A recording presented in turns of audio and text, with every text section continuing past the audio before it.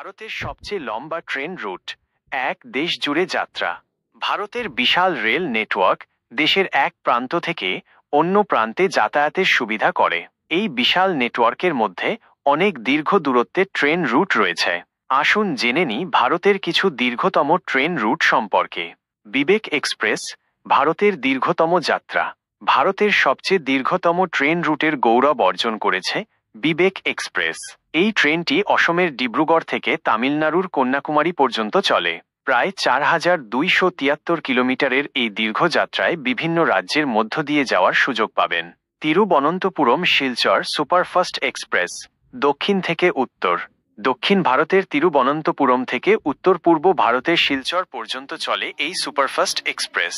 প্রায় 3932 কিলোমিটারের এই দীর্ঘ যাত্রায় ভারতের বিভিন্ন রাজ্যের মধ্য দিয়ে যাওয়ার সুযোগ পাবেন।